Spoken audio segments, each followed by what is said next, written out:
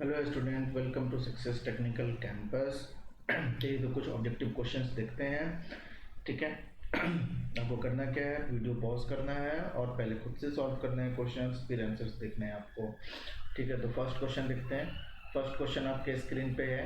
In the circuit shown the switch is closed at t is equal to 0. The current at t is equal to 0. Current through inductance for t is less than 0 is 0. तो आपको बताना है t is equal to 0 पे current क्या होगा। तो हमें पता है कि इंडक्टर सडन चेंज इन करंट को अलाउ नहीं करता है। तो स्विच ऑपरेशन से पहले इंडक्टर पे कोई भी करंट नहीं है, तो स्विच ऑपरेशन के जस्ट बाद भी इंडक्टर के क्रॉस कोई भी करंट नहीं होगा। यानी इंडक्टर कैसे बिहेव करेगा, ओपन सर्किट। कोई करंट नहीं होने मतलब क्या है, इंडक्टर बिहेव करेगा ओपन सर्किट की तरह। या फिर आप कॉन्सेप्ट याद रख सकते हैं कि इंडक्टर ट्रांजिएंट स्टेट में ओपन सर्किट की तरह बिहेव करता है अगर इनिशियली रिलैक्स हो, अगर इनिशियली कोई वैल्यू उसके ऊपर ना हो। तो ये हो गया 2 ओम, ये है आपका 2 हेनरी, बट ये ओपन सर्किट है, तो आपका आंसर हो जाएगा 0 एम्पियर। नेक्स्ट क्वेश्चन देखते हैं, question number 2। The voltage applied across a capacitance is triangular in waveform. The waveform of the current is, ठीक है ना। तो ट्रायंगुलर वेव फॉर्म है। देखिए, तो हम लोग करंट का फॉर्मूला क्या लिखते हैं, करंट इज इक्वल टू लिखते हैं C D V by D T. तो अगर वोल्टेज का वेव फॉर्म, देखिए ध्यान से देखिए, अगर वोल्टेज का वेव फॉर्म इस तरीके का कुछ है, फॉर एग्जांपल ऐसा कुछ मान लीजिए, वोल्टेज का वेव फॉर्म इस तरह कुछ है। ठीक है, तो ये एक स्ट्रेट लाइन दिख रहा है ना आपको। तो जो भी इस वोल्टेज का जो इक्वेशन बनेगा वो स्ट्रेट लाइन का इक्वेशन बनेगा। और स्ट्रेट लाइन का इक्वेशन क्या होता है, y is equal to M X plus C के फॉर्म में होता है। ठीक है ना। और फॉर एग्जांपल अगर वोल्टेज का इक्वेशन बनेगा वो ऐसा कुछ बनेगा, v इज इक्वल टू हो जाएगा, फॉर एग्जांपल यहाँ पे कुछ वैल्यू है वोल्टेज की और ये एक्सिस पे होगा टाइम, तो यहाँ पे कुछ इस तरह का बनेगा 2t प्लस 3 या समथिंग ऐसा कुछ इक्वेशन बनेगा वोल्टेज का। उसको जब आप डिफ्रेंशिएट कीजिएगा तो आपको जो वैल्यू मिलने वाली है वो एक कांस्टेंट वैल्यू मिलने वाली है। यानी कि इससे पहले वाले लेक्चर में भी मैंने समझाया हुआ इस चीज़ को कि अगर आप लीनियर का डिफ्रेंशिएशन करते हैं, लीनियर इक्वेशन का, तो आपको कांस्टेंट मिलता है। तो कांस्टेंट अगर मिल रहा है तो ऑब्वियस सी बात है आपका रेक्टेंगुलर वेव फॉर्म होगा, किसका, करंट का। आज बात समझ में कि नहीं। इससे पहले एक लेक्चर मैंने कराया है, उसमें इसको बहुत ही डिटेल में 10 मिनट के आसपास मैंने इस कॉन्सेप्ट के ऊपर डिस्कस किया हुआ है, तो उसको आप जरूर देखिएगा। 50 क्वेश्चन वाला ही सीरीज था, उसके ऊपर आप देखिएगा। क्योंकि ट्रायंगुलर वेव है आपका वोल्टेज, तो इसका इक्वेशन जो आप लिखिएगा टाइम के टर्म्स में, जो इसका जो इक्वेशन बनेगा वोल्टेज का वो लीनियर बनेगा। लीनियर का डिफरेंशिएशन क्या होता है, कांस्टेंट। तो करंट का जो वेव फॉर्म आने वाला है वो कांस्टेंट आने वाला है। नेक्स्ट क्वेश्चन बात कर लेते हैं टाइम कांस्टेंट के। The time constant of this network shown in the figure is given by. Time constant निकालने का तरीका क्या है कि वोल्टेज सोर्स और करंट सोर्स को हम लोग उसके इंटरनल रेसिस्टेंस से रिप्लेस कर देते हैं। तो यहाँ करंट सोर्स है तो क्या हो जाएगा, ओपन सर्किट। ठीक है ना। अब आपको क्या करना है, इंडक्टर की तरफ से आपको देखना है क्या, इंडक्टर की तरफ से, एक मिनट, इंडक्टर की तरफ से आपको देखना है रेसिस्टेंस का वैल्यू कितना है। ठीक है ना। तो बना लीजिए, इक्विवेलेंट डायग्राम बना लीजिए सिंपली। करंट सोर्स था इसलिए open circuit, ideal current source है ओपन सर्किट। यहाँ पर रेसिस्टेंस है R1, तो R1 बना दिए। ठीक है ना। अगेन यहाँ रेसिस्टेंस है R2, तो R2 लिख दिया मैंने। यहाँ रेसिस्टेंस है सीरीज में क्या चीज़, R3, तो R3 कर दिया मैंने। और आपको इक्विवेलेंट इंडक्टेंस, इक्विवेलेंट रेसिस्टेंस आपको फाइंड करना है, किसके थ्रू, इंडक्टेंस के थ्रू। इंडक्टेंस को हटा दीजिए और इक्विवेलेंट रेसिस्टेंस फाइंड कीजिए। सिमिलरली इक्विवेलेंट इंडक्टेंस फाइंड करना होगा तो रेसिस्टेंस को रिमूव कर दीजिए और इक्विवेलेंट इंडक्टेंस फाइंड कीजिए। चूँकि हमें पता है time constant is equal to होता है L/R। एक से ज़्यादा रेसिस्टेंस हो, एक से ज़्यादा इंडक्टेंस हो, तो वहाँ पे लिखते हैं L equivalent by R equivalent. ये तरीका होता है। तो L इक्विवेलेंट तो यहाँ निकालने की जरूरत है नहीं, क्योंकि एक ही इंडक्टेंस है। तो रेसिस्टेंस निकाल लेते हैं, तो रेसिस्टेंस हो जाएगा R1 R2 पहले पैरेलल में है, तो R1 R2 divide by R1 plus R2, और इसके साथ सीरीज में हो जाएगा R3। तो यहाँ पे हमें दिख रहा है साफ साफ L divided by R3 plus R1 R2 divide by R1 plus R2, यानी ऑप्शन ए जो होगा वो हमारा करेक्ट आंसर होगा। Next question, question number 4। The emitter of a transistor is generally doped the heaviest because emitter generally जो होता है transistor में सबसे ज़्यादा डोपिंग उसी की होती है, किस लिए होती है? Has to dissipate maximum power, has to supply charge carriers. Emitter का डिफिनेशन यही है कि वो चार्ज कैरियर्स को क्या करता है? इमिट करता है। फॉर एग्जांपल अगर एनपीएन ट्रांजिस्टर है तो वो इलेक्ट्रॉन्स उसमें मेजॉरिटी चार्ज कैरियर होगा, एनपीएन है तो इमीटर की तरफ, ये इमीटर है, ये बेस है, ये आपका कलेक्टर है, तो एन पी एन, तो यहाँ पे एन टाइप है यानी कि इलेक्ट्रॉन्स मेजॉरिटी चार्ज करियर है और इसको हेवली डोप्ड रखते हैं कि इलेक्ट्रॉन्स को क्या करेगा? ये इमिट करेगा, है कि नहीं? इलेक्ट्रॉन्स को क्या करेगा? इमिट करेगा। इधर से इलेक्ट्रॉन्स ऐसे मूव करेंगे इमीटर टू बेस। आगे बात समझने के लिए इसीलिए इमीटर को हम लोग हेवली डोप्ड रखते हैं। कलेक्टर मोडलेटली डोप्ड होता है और बेस लाइटली डोप्ड होता है। For a given emitter current, the collector current can be increased by, अगर emitter current constant है, कलेक्टर करंट कैसे आप इंक्रीज कर सकते हैं? तो कलेक्टर करंट इंक्रीज करने के लिए हमें बेस में जो रिकम्बिनेशन रेट है उसको क्या करना पड़ेगा? कम करना पड़ेगा। आगे बात समझ में कि नहीं? वहाँ पर जो यहाँ पर क्या होता क्या है, इमीटर से कलेक्टर की तरफ जब चार्ज करंट जाता है तो बेस रीजन में उसका रिकम्बिनेशन होता है। बेस रीजन में क्या होता है? रिकम्बिनेशन। ये आपका इमीटर है, ये बेस है, ये कलेक्टर है, ठीक है ना? इसीलिए तो हम लोग क्या करते हैं? बेस को नैरो बनाते हैं, पतला बनाते हैं कि रिकम्बिनेशन कम से कम हो। तो जितना कम यहाँ पे रिकम्बिनेशन होगा उतना ही ज़्यादा इलेक्ट्रॉन्स इधर पास करें। For example N P N है, ऑब्वियस सी बात है यहाँ पे मेजॉरिटी चार्ज कैरियर्स होगा होल्स और इधर होगा मेजॉरिटी चार्ज कैरियर इलेक्ट्रॉन्स। तो इलेक्ट्रॉन्स जब इधर क्रॉस करेंगे बेस के थ्रू जब जाएंगे तो इलेक्ट्रॉन्स रिकम्बाइन हो सकते हैं होल से। तो अगर ये रेट ऑफ रिकम्बिनेशन अगर कम होगा तो कम इलेक्ट्रॉन्स जो होंगे वो बेस में रिकम्बाइन होंगे, यानी कि ज़्यादा इलेक्ट्रॉन्स कलेक्टर की तरफ जाएगा। तो ऑप्शन ए जो है वो आपका करेक्ट आंसर है। नेक्स्ट क्वेश्चन देखते हैं, question number 6। ICVO in A transistor can be reduced by reducing, ठीक है ना? देखिए जो भी लीकेज करंट है ICVO, ICEO, ठीक है ना? ICVO कुछ नहीं है, ICO है या फिर आई नॉट है, जो समझना चाहते हैं आप समझ लीजिए, ठीक है ना? लीकेज करंट बोल लीजिए, leakage saturation, reverse saturation current बोल लीजिए।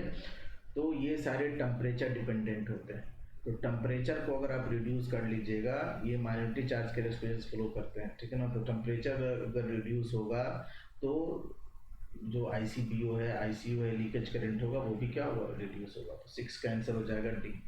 नेक्स्ट क्वेश्चन देखते हैं, क्वेश्चन नंबर 7, ठीक है? क्वेश्चन नंबर 7 क्या बोल रहा है? In a transistor reverse saturation current ICO, reverse saturation current ICO की बात कर रहा है, डबल्स फॉर एवरी 10 डिग्री। देखिए जनरल बात करना है इसलिए ICO बोल लिया, कॉमन बेस में बात करना है तो ICBO बोल देंगे, कॉमन मीटर केस में बात करना है तो ICEO बोल देंगे, जैसे आपको मर्जी आप बोल सकते हैं। ये सिंपली ICO ही है बट इसको क्या कर देते हैं? सिंबॉलिक रिप्रेजेंटेशन, सिंबॉलिक ही इसको चेंज कर देते हैं। सिमिलरली ICEO और ICBO का जो रिलेशन है वो आपको पता होना चाहिए। ICEO is equal to 1 plus beta times of ICBO। तो आई होप आपको समझ में आ रहा होगा। तो इस क्वेश्चन में बोला जा रहा है कि रिवर्स सेचुरेशन करंट के बारे में कुछ स्टेटमेंट दिया हुआ है कि ICO doubles for every 10 degree Celsius rise in temperature, doubles for every 1 degree Celsius rise in temperature, increases linearly with the temperature, decreases linearly with the temperature. In temperature के साथ इंक्रीज तो करता है ICO, अभी भी मैंने बताया आपको पीछे कि टेम्परेचर अगर डिक्रीज कर दीजिएगा तो ICO भी डिक्रीज होगा, बट यहाँ पे लीनियरली वर्ड जोड़ दिया है इसीलिए ये स्टेटमेंट सही नहीं है। कौन सा स्टेटमेंट सही है? ऑप्शन ए सही है। Every 10 degree Celsius rise in temperature पे ICO क्या हो जाएगा? डबल हो जाएगा। ICO क्या हो जाएगा? डबल हो जाएगा। वैसे अगर हम लोग बात करें DICO बाई DT की अगर हम बात करें तो ये कितना डिग्री होता है? 7% होता है, 7% होता है ICO का पर डिग्री सेल्सियस, यानी कि 1 डिग्री सेल्सियस अगर बढ़ता है ना तो 7% ICO बढ़ता है, ठीक है ना? तो इसको जब आप कैलकुलेट कीजिएगा तो 10 डिग्री सेल्सियस अगर टेम्परेचर राइज होगा तो ऑलमोस्ट ये डबल हो जाएगा। नेक्स्ट क्वेश्चन देखते हैं, the transistor configuration which provides highest output impedance, तो हाईएस्ट आउटपुट इम्पिडेंस किसका होता है, जिसका आउटपुट कैरेक्टरिस्टिक जो बनाइएगा, जिसका स्लोप बहुत ही कम होगा, जिसका स्लोप एकदम इस तरीके का होगा, एकदम सीधा, है ना, जिसका स्लोप एकदम पैरेलल टू एक्स एक्सिस होगा, वो उसका हाईएस्ट आउटपुट रेसिस्टेंस होगा। क्योंकि यहाँ पे जो हम लोग कैरेक्टरिस्टिक्स बनाते हैं ट्रांजिस्टर में, यहाँ लेते हैं करंट और यहाँ लेते हैं वोल्टेज, ठीक है ना। अब वो डिपेंड करता है कौन सा कन्फिग्रेशन है, उसके अकॉर्डिंग आई होगा कि आई बी होगा, हम लोग वो देखेंगे, ठीक है ना। बट याद रखिए सबसे कम स्लोप किसका होता है, सबसे कम स्लोप होता है आउटपुट कैरेक्टरिस्टिक्स में इसका कॉमन बेस कॉन्फ़िगरेशन का। किसका होता है, कॉमन बेस कॉन्फ़िगरेशन का होता है। तो जो रेसिस्टेंस है, रेसिस्टेंस जो होता है वो इनवर्सली प्रोपोर्शनल टू स्लोप होता है। क्योंकि आई वर्सेस वी है ना, अगर वही वी वर्सेस आई होता तो हम लोग बोल सकते थे resistance directly proportional to graph का जो स्लोप होता है उसके होता है, ठीक है ना। तो हमें पता है कॉमन बेस का एकदम फ्लैट आता है, ठीक है ना। तो यहाँ पे ऑप्शन ए जो होगा वो करेक्ट होगा। Highest output impedance common base देता है। लोवेस्ट इनपुट इम्पिडेंस कोई पूछे तो कॉमन बेस होगा, है ना। Lowest input impedance common based, highest input impedance तो आपको कॉमन कलेक्टर। तो ये वाला जो चार्ट है, टेबल है, आप याद कर लीजिएगा, बहुत इंपॉर्टेंट है आपके एग्जाम के पॉइंट ऑफ व्यू से। एग्जाम देने से पहले तो आपको एक बार देख के जाना ही चाहिए प्रॉपर्टीज ट्रांजिस्टर्स की। नेक्स्ट क्वेश्चन देखते हैं। For common emitter amplifier DC load line which one of the following plots. तो डीसी लोड लाइंस में हम लोग क्या कर रहे होते हैं, हम लोग आईसी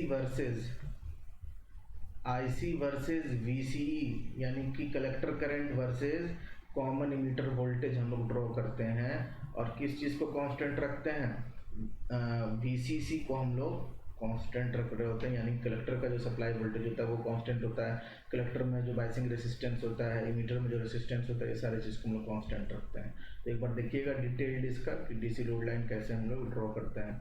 जो ऑनलाइन कोर्स है मेरा उसमें अलग से मैंने खास तौर से डिज़ाइन किया हुआ है इलेक्ट्रॉनिक्स सब्जेक्ट्स को, ठीक है ना। तो इलेक्ट्रॉनिक्स जिनको प्रॉब्लम होता है, जिनको इलेक्ट्रॉनिक्स में प्रॉब्लम होता है, वो एक बार ज़रूर वो कोर्स लें, अलग से आप कोर्स ले लीजिए इलेक्ट्रॉनिक्स का। सिर्फ 400 का कोर्स है, ठीक है ना। इसमें आपको पूरा सेमीकंडक्टर फिजिक्स मिल जाएगा, डायोड बहुत अच्छे तरीके से पढ़ाया गया है, बीजेटी, फेट, मॉसफेट, जेफेट का सारा कॉन्सेप्ट कैरेक्टरिस्टिक्स के साथ, ठीक है ना। ओपैम वगैरह हर चीज़ इसमें कवर है। तो बहुत अच्छा कॉन्सेप्ट आपका हो जाएगा, ठीक है ना। जेईई लेवल के एग्जाम्स के लिए तो आप चाहे लेना तो ले सकते हैं, वैसे पढ़े हुए तो कोई दिक्कत वाली बात नहीं है, ज़रूरत नहीं है लेने की। Next question, what is the most noticeable effect of a small increase in temperature in the common emitter connected to BJT, common emitter connected BJT. बोला जा रहा है कि स्मॉल इंक्रीज इन टेम्परेचर अगर होगा तो किस चीज़ के ऊपर ज़्यादा फर्क पड़ेगा। नोटिसेबल मतलब है कि जो ज़्यादा नोटिस में आएगा, जिसका इफेक्ट ज़्यादा होगा। तो ऑब्वियस सी बात है इंक्रीज इन आईसीईओ, ठीक है ना। आईसीईओ जो है वो इंक्रीज हो जाएगा। अभी आपको बताया मैंने, लीकेज करंट का कॉन्सेप्ट बहुत ही इंपॉर्टेंट कॉन्सेप्ट है। नेक्स्ट क्वेश्चन देख लेते हैं। In the circuit given in the figure the limiting error in the power dissipation I square R in the resistor is. तो पहली बात, पावर का फॉर्मूला अगर लिखना है तो हम कैसे लिखेंगे, आई स्क्वायर इंटू आर, ठीक है ना, दिया भी हुआ है। तो यहाँ पर रेसिस्टेंस की जो वैल्यू गिवन है, देखिए क्या गिवन है, 100 प्लस माइनस 0.2%, यानी कि परसेंटेज एरर जो है, परसेंटेज डेल आर जो है वो कितना है, प्लस 0.2%। प्लस माइनस तो आपको दिखा रहा है कि हाँ ये एरर बताया जा रहा है, ठीक है ना। सिमिलरली अगर करंट की बात करें तो करंट गिवन है 2 + 5%, यानी कि अगर हम लोग परसेंटेज डेल आई की बात करें तो ये क्या है, 5% है। अब ध्यान से देखिए, जब भी मल्टीप्लिकेशन होता है, ध्यान से देखिएगा, अच्छे समझिएगा, जब भी मल्टीप्लिकेशन डिवीजन होगा तो एरर ऐड हो जाएंगे। बट उसके लिए एक जो इम्पोर्टेंट जो आपका क्राइटेरिया है वो क्या है कि errors must be in percentage form, errors must be in percentage form. तो यहाँ तो परसेंटेज फॉर्म में है भी, और आपको दिख रहा है आई स्क्वायर और आर में जो है वो क्या है, मल्टीप्लिकेशन है, तो सिंपली एरर ऐड हो जाएगा। बट ध्यान से देखिए, आई स्क्वायर को भी तो आप लिख सकते हैं I into I, I into R है कि नहीं, या फिर एक जनरल रूल देख लीजिए, आई स्क्वायर है ना, और आई का एरर कितना है, आई का एरर है 5%, तो आई स्क्वायर का एरर हो जाएगा 2 × 5%, यानी कि 10% आई स्क्वायर का एरर होगा। सिमिलरली अगर मैं बोलूँ कि आई क्यूब का एरर बताइए, ये शॉर्टकट याद रखिए, 3 × 5%, जो भी पावर होता है वो मल्टीप्लाई हो जाता है। तो यहाँ पे अगर हमें पावर में डेल पी अगर हमको बताना है, del P percentage del P की बात करनी है पावर की, तो यहाँ पे क्या करेंगे, आई स्क्वायर का एरर निकालेंगे, तो आई स्क्वायर का एरर हो जाएगा 2 × 5%, ठीक है ना। आई स्क्वायर हो गया, इनटू में क्या है, आर है, यानी मल्टीप्लिकेशन है, तो मल्टीप्लिकेशन या डिवीजन हो, अगर एरर परसेंटेज में दिया होता है तो सिंपली एरर ऐड होता है। देखिए एरर हमेशा ऐड होता है, कभी भी माइनस प्लस नहीं होता एरर, या फिर घटाते या उसको मल्टीप्लाई या डिवाइड नहीं करते हैं, हमेशा एरर क्या होता है, ऐड ही होता है। वो डिपेंड करता है किस फॉर्मेट में होगा तो क्या करेंगे, ठीक है ना। तो ये चीज़ याद रखिए कि एरर आई स्क्वायर है, स्क्वायर होगा तो जो पावर होगा वो परसेंटेज एरर के साथ मल्टीप्लाई हो जाएगा। मल्टीप्लिकेशन में अगर कोई चीज़ है तो वो उसका एरर क्या हो जाएगा, ऐड हो जाएगा। तो परसेंटेज डेल आर कितना दिया हुआ है, 0.2%। तो यहाँ पे सॉल्व कर देंगे, कितना हो जाएगा आंसर, ये हो जाएगा 10 + 0.2 यानी 10.2% जो है वो हमारा आंसर होना चाहिए। ऑप्शन सी जो है वो हमारा करेक्ट आंसर है। तो ये चीज़ आपको पता होना चाहिए कि कैसे हम लोग को फास्ट सॉल्व करना है, कैलकुलेट करना है, रूल पता होना चाहिए शॉर्टकट कम है। जो आपका सब्जेक्टिव में जैसे सॉल्व करते हैं वैसे यहाँ सॉल्व करिएगा तो बहुत लंबा जाएगा। नेक्स्ट क्वेश्चन देखते हैं, the most suitable material for use as a spring material for most of the application except in low resistance instrument is, ठीक है ना। तो स्प्रिंग के लिए जो सूटेबल मटेरियल है वो कौन सा है, वो होता है फॉस्फोरस ब्रॉन्ज। नेक्स्ट क्वेश्चन देख लेते हैं। नेक्स्ट क्वेश्चन क्या बोला जा रहा है, a PMMC instrument can be used as a flux meter by, एक पीएमएमसी इंस्ट्रूमेंट दिया हुआ है, वहाँ पर उसको अगर फ्लक्स मीटर यूज की तरह यूज करना है तो सिंपली देखिए फ्लक्स मीटर में कंट्रोलिंग टॉर्क नहीं होता है, कंट्रोलिंग टॉर्क फ्लक्स मीटर में नहीं लग रहा होता है, तो सिंपली जो कंट्रोलिंग स्प्रिंग है उसको आप रिमूव कर दीजिए, तो फ्लक्स मीटर की तरह हम उसको यूज कर सकते हैं। नेक्स्ट क्वेश्चन, क्वेश्चन नंबर 14,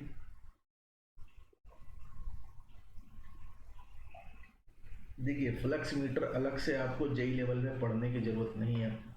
आप जब ऑब्जेक्टिव क्वेश्चन सॉल्व करते हैं ना तो बहुत सारे क्वेश्चंस होते हैं, बट ऐसा नहीं है कि अब वो सारे इंस्ट्रूमेंट्स को आप पढ़ना शुरू करते हैं, ठीक है ना। मेजरिंग इंस्ट्रूमेंट पढ़ना शुरू कर दो, आपके सिलेबस में होता है, सब्जेक्ट्स में होता है, watt meter, energy meter, moving iron, electrodynamometer type, PMC, CRO, यही सब चीज़ आपको पढ़ना चाहिए, ठीक है ना। डिजिटल वोल्ट मीटर, ये सब आपके लिए इंपॉर्टेंट है, ठीक है। कुछ ऑब्जेक्टिव क्वेश्चंस हैं जनरल जो आ जाते हैं एग्जाम्स में, इसलिए मैं क्वेश्चन यहाँ पे करा रहा हूँ। नेक्स्ट क्वेश्चन देखिए, consider the following statement about the d'Arsonval movement. D'Arsonval movement कुछ नहीं है, ये सिंपली पीएमएमसी है। आप ऐसे समझिए क्या है, ये पीएमएमसी है। तो पहला, it is best suited for DC current measurement, best suited for DC current measurement, ठीक है। दूसरा, it response to the average value of current, it measures the RMS value of AC current, it could be used for power measurement. अब देखिए ध्यान से अगर आप देखिएगा, अगर हम लोग पीएमसी का प्रॉपर्टी देखें तो ज़्यादा सुटेबल, या सुटेबल क्या है, उसको हम लोग यूज ही करते हैं किसके लिए, डीसी के लिए यूज़ करते हैं, ठीक है ना। दूसरा क्या है, it responds to the average value of current, बिल्कुल बात सही है, एवरेज वैल्यू, एवरेज वोल्टेज वहाँ से निकालते हैं। आरएमएस वैल्यू एसी हम लोग मेजर नहीं कर सकते हैं, पावर मेजरमेंट नहीं कर सकते हैं, तो ऑप्शन बी जो होगा वो करेक्ट होगा। 1 और 2 स्टेटमेंट क्या है इसमें सही है। Next, which one of the following statement is correct, spiral springs are used in instrument 2। जो स्प्रिंग यूज होता है वो किस लिए हम लोग यूज करते हैं इंस्ट्रूमेंट में, providing controlling torque, provide damping torque, lead the current to moving coil as well as the providing the controlling torque। तो स्प्रिंग का काम दोनों होता है, करंट को भी प्रोवाइड, करंट के लिए भी पाथ प्रोवाइड करता है और कंट्रोलिंग टॉर्क भी प्रोवाइड करता है, तो ऑप्शन सी करेक्ट आंसर होगा। नेक्स्ट क्वेश्चन देखते हैं, अ 30 volt DC supply is connected across a resistance of 600 ohm in series with an unknown resistance R. तो बना लेते हैं डायग्राम एक बार अच्छे से। DC supply is connected across a resistance of 600 ohm, resistance of 600 ohm in series with the unknown resistance R, unknown resistance R हो गया। A voltmeter having a resistance of 1.2 kilo ohm is connected across a 600 ohm resistor। यहाँ पर एक volt meter connected है जिसकी value है 1.2 kilo ohm resistance and reads 5 volt. ये कितना रीड कर रहा है? 5 volt. The value of resistance R will be, और इन सबके क्रॉस क्या लगा हुआ है? एक सप्लाई वोल्टेज लगा हुआ है, कितने का? 35 वोल्ट का, ठीक है ना। तो आपसे पूछा जा रहा है कि रेसिस्टेंस की वैल्यू कितनी होगी, आप बताइए। वोल्ट मीटर कितना रीड कर रहा है? 5 वोल्ट। तो ये 5 वोल्ट कौन ले रहा होगा? इन दोनों का कम्बिनेशन, 600 और 1.2 किलो ओम का कम्बिनेशन। तो यहाँ पे देखिए जो रिजल्टेंट रेसिस्टेंस है इन दोनों के कम्बिनेशन का वो कितना है? 600 इंटू 1200, 1.2 किलो ओम को ओम में चेंज कर दीजिए, डिवाइड बाई 600 प्लस 1200 यानी कि 1800। सॉल्व कीजिए, 2 जीरो से 2 जीरो कैंसिल आउट हो गया। और यहाँ पे अगर हम लोग सॉल्व करेंगे तो 6 दूनी 12, 6 तिरका 18। इसको अगर सॉल्व करें तो 3 दूनी 6, ठीक है, 3 दूनी 6, तो सॉल्व करेंगे तो कितना हो जाएगा? 400 ओम। ये कितना हो जाएगा? 400 ओम। एक बार देख लेते हैं फिर से। 6 दूनी 12, 6 तिरका 18, 3 से सॉल्व करेंगे, 3 दूनी 6, 200, 200 इंटू 2, 400। क्लियर है? 400 ओम है, तो 400 ओम प्लस आर, ये दोनों क्या है? सीरीज में है। और दूसरा इंपॉर्टेंट चीज़ क्या है यहाँ पे कि इसके क्रॉस वोल्टेज बताया वो कितना? 5 वोल्ट। तो 5 वोल्ट अगर वोल्टेज ये ले रहा है, ये 400 ओम ले रहा है, कितना? 5 वोल्ट वोल्टेज ले रहा है, 400 वोल्ट, सॉरी 5 वोल्ट ले रहा है, तो ये कितना वोल्टेज लेगा? ये लेगा 30 वोल्ट। क्लियर है? अब ये जो कम्बिनेशन है, मैं फिर से बना देता हूँ, ये जो कम्बिनेशन आया है ये 400 ओम का है, सीरीज में लगा हुआ है आर ओम, और इसके क्रॉस वोल्टेज है 5 वोल्ट। ये है 400 ओम का, और इसकी वैल्यू नहीं पता हमें, बट इसके क्रॉस वोल्टेज है कितना? 30 वोल्ट। क्वेश्चन को समझिए अच्छे से। और यहाँ पर आप देख रहे हैं ये 35 वोल्ट है। तो बताइए ये 400 ओम है, 5 वोल्ट वोल्टेज है, तो करंट कितना हो गया? करंट आ जाएगा, करंट इज इक्वल टू हो जाएगा 5 डिवाइडेड बाई 400। ये आपके पास करंट है, तो यही करंट तो यहाँ से भी जाएगा आर में, तो आर का करंट लिख लेते हैं। I R is equal to हो जाएगा 30 डिवाइडेड बाई आर, यानी कि आर इज इक्वल टू हो जाएगा 30 डिवाइड बाई आई आर, और आई आर कुछ नहीं है, जो करंट आया है वही, यानी 5 डिवाइडेड बाई 400। तो 400 कहाँ चला गया? ऊपर। सॉल्व कर लीजिए, ये हो जाएगा 6 5 30, 6 चुका 24, 2400 ओम। रेसिस्टेंस वैल्यू कितनी हो जाएगी? 2400 ओम। 2400 ओम मतलब क्या होता है? 2.4 किलो ओम। तो ऑप्शन डी जो होगा वो हमारा करेक्ट आंसर है। ठीक है, इसको सॉल्व कर लीजिए, आंसर आ जाएगा। ठीक है, आई होप आपको समझ में आया होगा। नेक्स्ट क्वेश्चन देख लेते हैं। The volt meter of choice for measuring the EMF of 100 volt DC source would be. आपको 100 वोल्ट डीसी सोर्स को मेजर करना है, ठीक है ना। तो आपके पास 4 वोल्ट मीटर दिया हुआ है, तो कौन सा वोल्ट मीटर आप चूज करेंगे? देखिए ये जो गिवन होता है ना, देखिए एक पहला मीटर है वोल्ट मीटर, उसके बारे में गिवन है 100 वोल्ट 1 मिली एम्पियर। इसका मतलब क्या है? फुल स्केल डिफ्लेक्शन करंट कितना है? 1 मिली एम्पियर। ये क्या दिया रहता है? कहीं पे रेटिंग लिखा हुआ है 100 वोल्ट 1 मिली एम्पियर, वहाँ पे ये नहीं बताएगा कि हम क्या दे रहे हैं, ये दिया रहता है रेंज, यानी 0 to 100 वोल्ट रेंज है, और फुल स्केल डिफ्लेक्शन करंट कितना है? 1 मिली एम्पियर। यानी कि 1 मिली एम्पियर जब ये लेगा तो वो 100 वोल्ट तक डिफ्लेक्शन दिखाएगा। यानी कि अगर ये इसका अगर हम बोल दें कि क्या है, ये अगर इसका स्केल है 100 वोल्ट, तो जब मीटर जब 1 मिली एम्पियर करंट लेगा तभी पॉइंटर इस पोजीशन से 0 से उठ के कहाँ जाएगा? 100 पे जाएगा, यही बात वो बोला जा रहा है, ठीक है ना। नेक्स्ट ये बोल रहा है कि 100 वोल्ट 2 मिली एम्पियर, ये बोल रहा है 100 वोल्ट, स्केल तो सबका सेम ही है, 10 किलो ओम पर वोल्ट, ये बोल रहा है 100 वोल्ट 100 किलो ओम पर वोल्ट। तो सबका हम लोग देख लेते हैं फुल स्केल डिफ्लेक्शन करंट।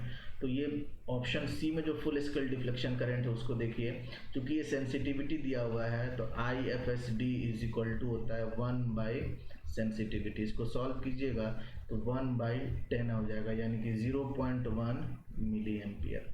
दूसरा अगर हम लोग देखें ऑप्शन डी, अगर हम लोग देखें तो ये हो जाएगा I F S D is equal to हो जाएगा 1/100। तो 1/100 कितना होता है 0 पॉइंट, बट यहाँ पे 0.01 एम्पियर आएगा क्योंकि ओम वोल्ट है। तो अगर इसको अगर हम लोग मिली एम्पियर में चेंज करें तो 1000 से मल्टीप्लाई करेंगे मिली एम्पियर में चेंज करने के लिए, तो 1000 से मल्टीप्लाई कीजिएगा तो ये हो जाएगा 10 मिली एम्पियर। ये तो बहुत ही, वही तो सबसे ज़्यादा हो गया फुल स्केल डिफ्लेक्शन। तो आप बताइए आप क्या चाहते हैं, आप ये चाहते हैं ना कि हमारे पास जो इंस्ट्रूमेंट हो वो हाईली सेंसिटिव हो, क्या हो, हाईली सेंसिटिव। हाईली सेंसिटिव मतलब क्या है कि फुल स्केल डिफ्लेक्शन करंट जिसका कम होगा वही क्या होगा, हाईली सेंसिटिव होगा, वही हाईली क्या होगा, सेंसिटिव होगा। क्या मतलब हुआ इसका कि कम ही करंट लेकर, फॉर एग्जांपल वोल्टेज मेजर करना है तो वोल्ट, आइडियली वोल्ट मीटर में करंट नहीं जाना चाहिए, क्योंकि आइडियल रेसिस्टेंस क्या होता है उसका इनफाइनाइट होता है, बट वर्क करने के लिए, टॉर्क लगने के लिए, है कि नहीं, मोटरिंग एक्शन होने के लिए इंस्ट्रूमेंट के अंदर कुछ ना कुछ तो करंट जाएगा ही, बट वो करंट अगर मिनिमम हो तो उतना ही बेटर है, अदरवाइज एरर ज़्यादा हो जाएगा, लोडिंग इफेक्ट ज़्यादा हो जाएगा। तो सेंसिटिविटी जितनी ज़्यादा होती है लोडिंग इफेक्ट उतना ही कम होता है। तो अच्छा इंस्ट्रूमेंट वो है जिसका फुल स्केल डिफ्लेक्शन करंट, यानी फुल स्केल लगाने के लिए वो करंट कम से कम ले। आ रही बात समझ में कि नहीं। तो यहाँ पर कौन सा है, ऑप्शन सी है, तो ऑप्शन सी जो होगा वो आपका करेक्ट आंसर होगा। नेक्स्ट क्वेश्चन देखते हैं, question number 18। The deflecting torque of a moving instrument is, deflecting torque जो moving instrument का होता है, moving iron instrument का वो होता है half into I square into dl by D theta. तो ऑप्शन बी जो है वो करेक्ट है। नेक्स्ट क्वेश्चन देखेंगे, question number 19। A spring controlled moving iron voltmeter draws a current of 1 milliampere for full scale value of 100 volt. If it draws a current of 0.5 milliampere, the meter reading is। तो देखिए spring controlled है, moving iron volt meter है, तो moving iron का जो deflection है, deflecting torque है, देखिए डिफ्लेक्ट जो आपका T D is equal to T C होगा, ऑब्वियस सी बात है। टी डी तो डायरेक्टली प्रोपोर्शनल होता है आई स्क्वायर के, और टी सी डायरेक्टली प्रोपोर्शनल होता है थीटा के, ठीक है। तो यहाँ बोल सकते हैं डिफ्लेक्शन जो होगा वो directly proportional to I square होगा। अब ध्यान से देखिए क्या बोल रहा है कि जब 1 मिली एम्पियर करंट लेता है तो फुल स्केल वैल्यू 100 वोल्ट दिखाता है, तो 0.2, यानी कि अगर मैं थीटा 2 बाई थीटा 1 लिखूँ तो ये हो जाएगा क्या, I2 बाई I1 का होल स्क्वायर। थीटा 2 का मतलब अभी जो करंट है, अभी डिफ्लेक्शन जो आएगा उसको बोलेंगे थीटा 2, पुराने वाले डिफ्लेक्शन को बोलेंगे थीटा 1।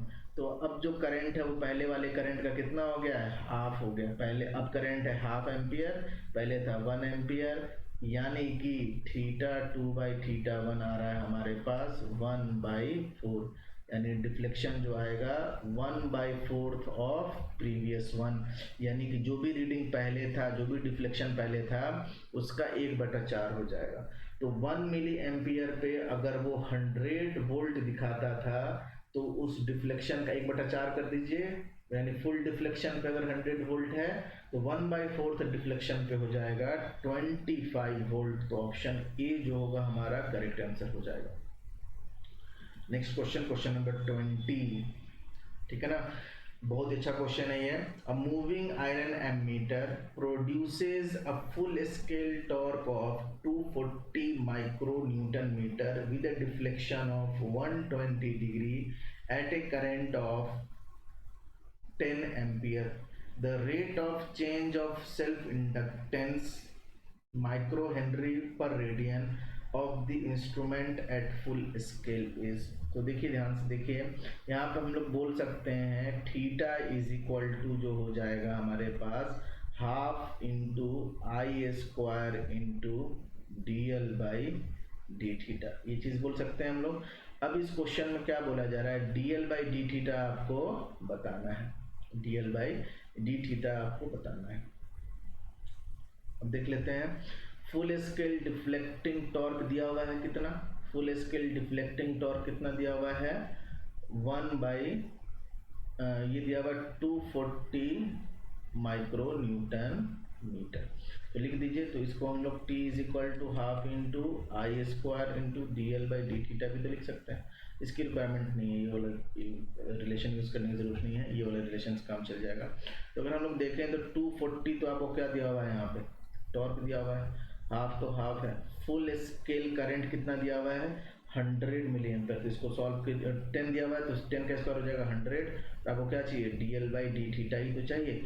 सॉल्व कर लीजिए, इसको सॉल्व कर लीजिएगा तो आपका आंसर हो जाएगा कितना 240 इंटू 2 डिवाइडेड बाई 100, 0 से 0 गया, ये हो गया 48, 48 डिवाइड बाई 10 यानी कि D L by D theta is equal to हो जाएगा 4.8 माइक्रो हेनरी पर रेडियन।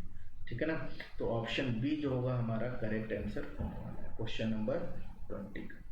नेक्स्ट क्वेश्चन देखते हैं, a current is said to be alternating when it changes its when it changes in both magnitude and direction। ठीक है ना, magnitude और direction दोनों चेंज होगा तभी हम लोग क्या बोलेंगे, बोलिए हम लोग बोल सकते हैं कि वो अल्टरनेटिंग है। जैसे फॉर एग्जांपल आप क्या इसको अल्टरनेटिंग बोल सकते हैं क्या, ये अगर हो इस तरीके का अगर कुछ हो तो क्या ये अल्टरनेटिंग होगा, बिल्कुल नहीं होगा, क्योंकि इसका डायरेक्शन चेंज नहीं हो रहा, हमेशा पॉजिटिव डायरेक्शन नहीं है, वैल्यूज चेंज हो रही है। देखिए वैल्यू बढ़ा बढ़ा, यहाँ पे पीक वैल्यू आया, अगेन वैल्यू करंट की वैल्यू डिक्रीज हो रही है। क्या रिवर्स हुआ करंट, करंट रिवर्स नहीं हुआ, तो ये डीसी है, पल्सेटिंग डीसी इसको बोलेंगे, क्या बोलेंगे पल्सेटिंग डीसी।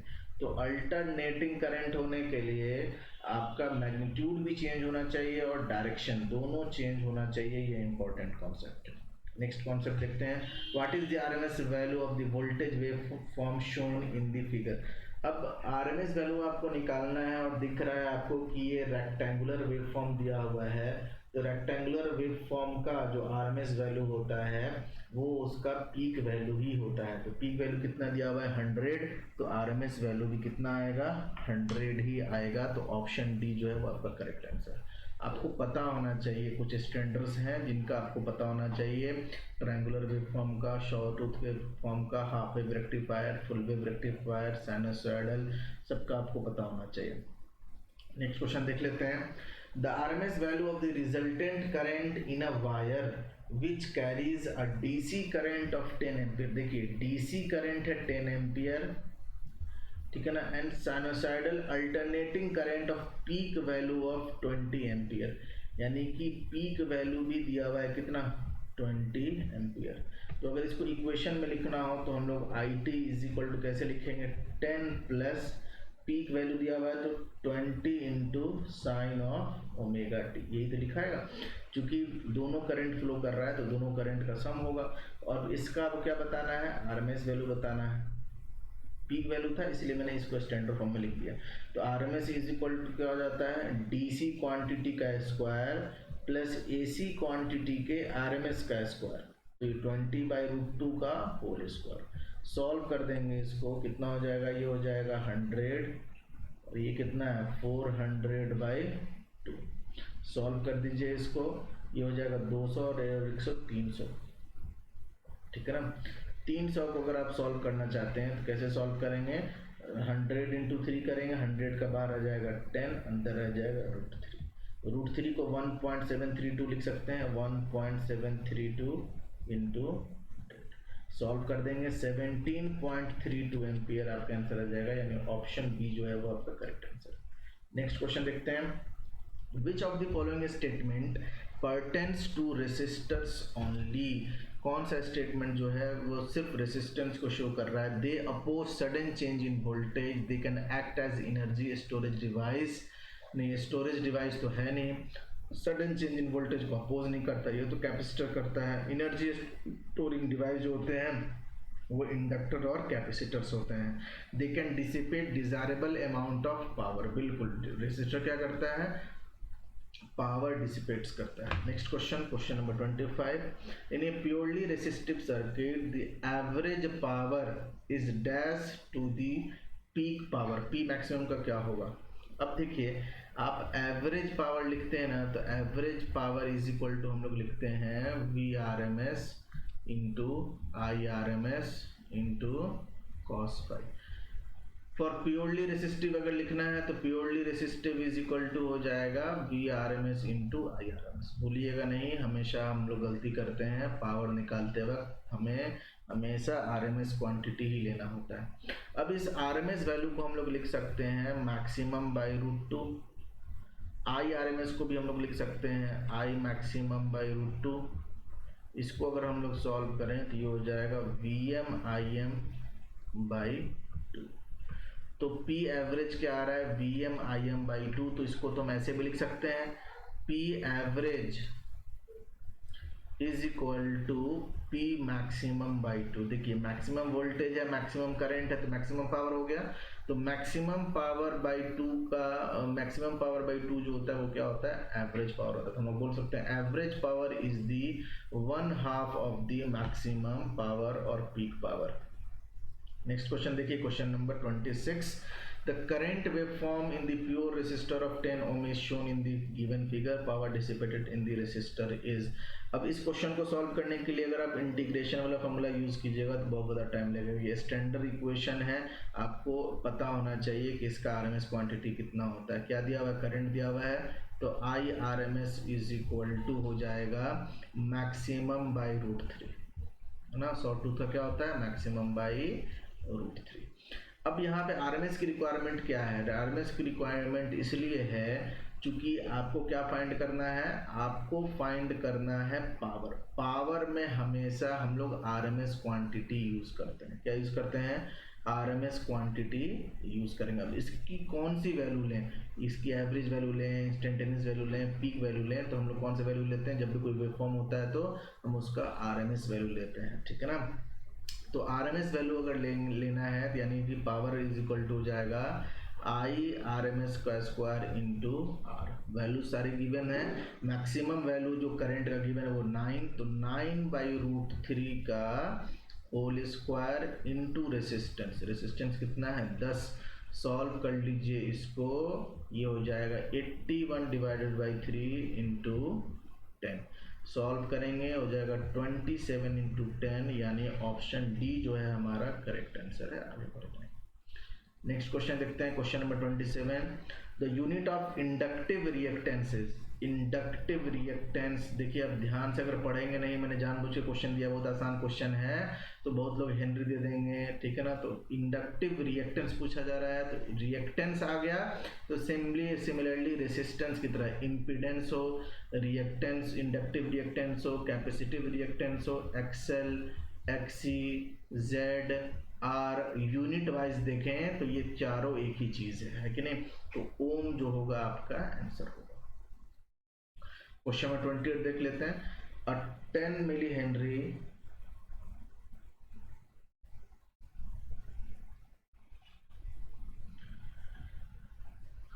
क्वेश्चन नंबर 28 देख लेते हैं, अ 10 मिली हेनरी